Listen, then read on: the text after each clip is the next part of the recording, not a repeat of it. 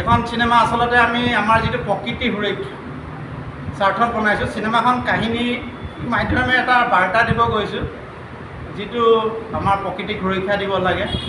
Already আমি মাৰ্ঘেৰিটাতো কেইবাজোপা show' হ'ল, আৰু এইটো চিনেমাখন আমি স্পষ্ট কৰিছোঁ যিটো আমাৰ 5 বছৰ য'তে ত'তে চলিল কেম্পেইন। আমি মানে আগতে পৰিৱেশ সুৰক্ষাৰ ওপৰত বাটৰ নাট কৰিছোঁ। তো বাটৰ নাটত কি হয়, আৰ্টিষ্টৰ কণ্টিনিউ কষ্ট। তো আজিকালি টেকন'লজিৰ যুগ হৈ গ'ল, আমি একেটা নাটক কৰিলোঁ য'ত গ'লেও আমি শ্ব' কৰিব পাৰিম। তো সেইকাৰণে আমি যিটো মনোৰমী পৰিয়ালৰ তৰফৰ আপোনালোকক সকলোকে আন্তৰিক কৃতজ্ঞতা জনাইছোঁ। আৰু ইয়াৰ চিনেমাখন শ্ব' হোৱাৰ আগত আমি এটা সৰু কাৰ্যসূচী এটা লৈছোঁ। আমি প্ৰতি বছৰ 5 জুনে শিশুসকলৰ কাৰণে মানে প্ৰকৃতি সুৰক্ষাৰ ওপৰত চিত্ৰাংকন প্ৰতিযোগিতা পাতোঁ। তো সেই অনুৰোধে অনলাইন কৰিছিলোঁ। আমাৰ এই চিনেমাত অভিনয় কৰা এগৰাকী কণমানি শিশু শিৱানী চেতিয়া আমাৰ মাজত উপস্থিত হৈছে। মই তেওঁক অনুৰোধ কৰিম এই বঁটাটো তেওঁ ল'বলৈ আগবাঢ়ি আহক। আৰু বঁটাটো আমাৰ মনোৰমী তৰফৰ ফালৰ পৰা আমাৰ তেওঁ অনুষ্ঠানৰ যিটো মনোৰমী চিনেমাখনৰ আৰম্ভণিৰ পৰা শেষলৈকে আমাক সহযোগ আগবঢ়োৱা উৎপল গোস্বামী দেৱক সেই বঁটাটো আগবঢ়াবলৈ অনুৰোধ জনাইছোঁ।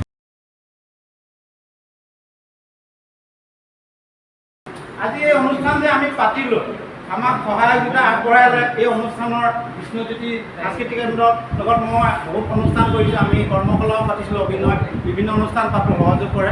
আজি অতিথি হিচাপে তেখেতক আমি আমন্ত্ৰণ কৰিছিলোঁ, আৰু মই তেখেতক এখন ফুলাম গামোচাৰে আজি অতিথি হিচাপে সম্বৰ্ধনা জনাব বিচাৰিছোঁ।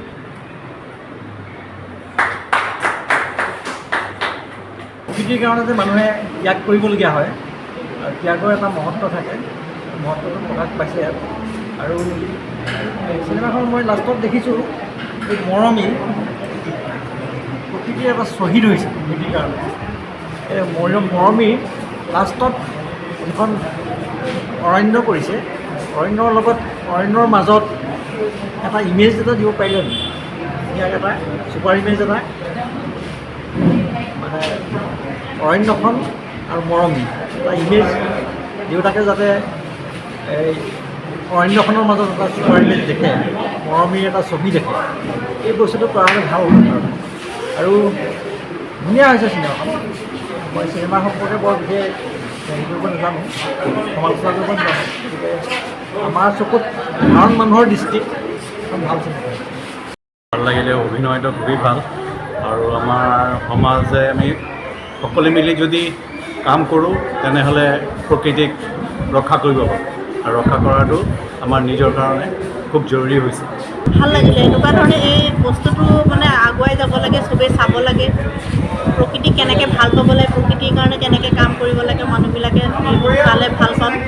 সকলোৱে চাওক, সকলোৱে ওলাই আহক প্ৰকৃতিক সুৰক্ষা দিবৰ কাৰণে। প্ৰকৃতি থাকিলেহে আমি থাকিম, মানুহ থাকিব। মই